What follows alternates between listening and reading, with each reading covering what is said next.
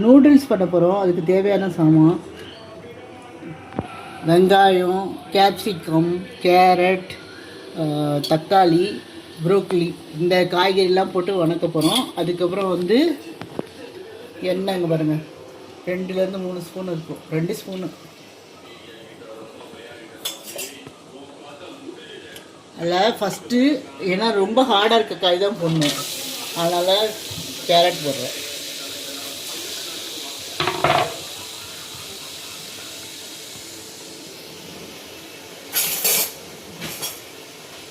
Carrot கொஞ்சம் வணங்கட்டும். இப்போ noodles பாருங்கள். நூடுல்ஸை நான்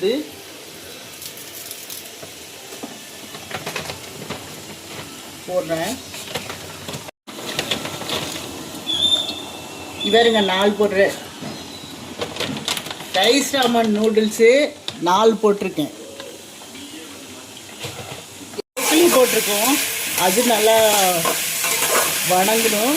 இப்போ பாருங்கள்.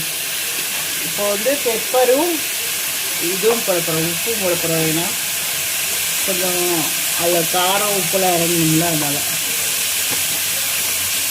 1 ஸ்பூன் பெப்பர்.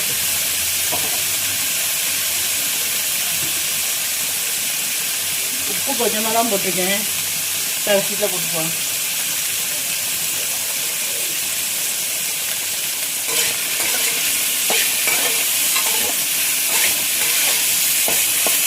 இதை நல்லா வணங்கி வச்சோம்.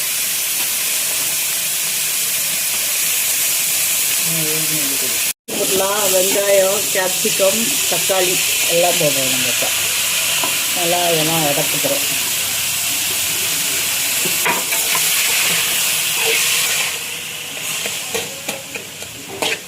ஃபுல்லாக வணங்கிட்டு மூடி வச்சுக்கலாம். நம்ம எல்லாம் மூடி வச்சு வணங்கிட்டு முதல்ல காயெல்லாம்.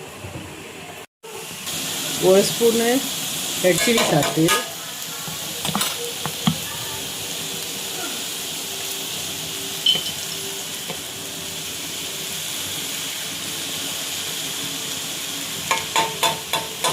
ரெட் சில்லி சாஸ் தான் நம்ம ஊற்றிக்குவோம். இப்போ அடுத்தது சோயா சாஸ்.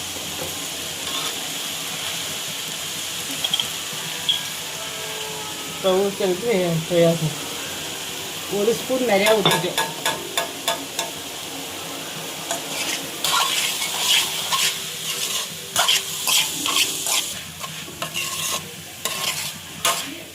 இப்போ வணக்கம் பாருங்கள். 1 ஸ்பூன் போட்டுக்கோ. நம்ம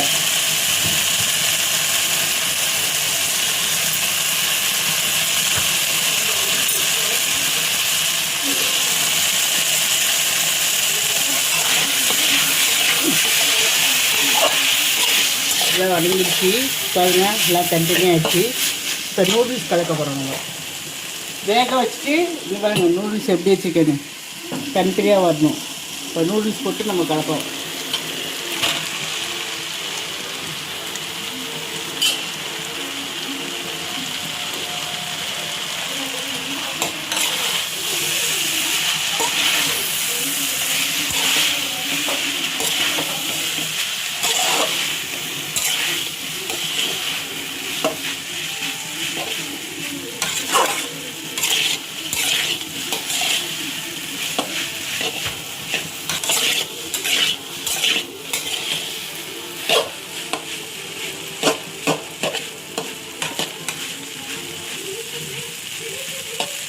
நூடுல்ஸ் தனித்தனியாக ஆகிடுச்சு பாருங்க.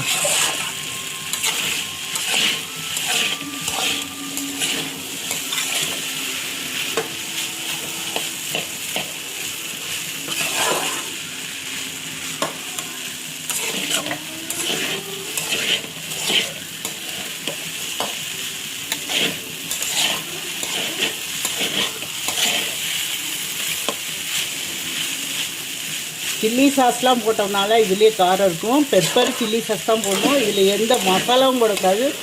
சாஸ் மட்டும்தான் போடணும். பெப்பர் போடணும், உப்பு போடணும், வேறு எதுவும் போடக்கூடாது. இதாக ஆயிடுச்சு. நிறுத்துறேன்.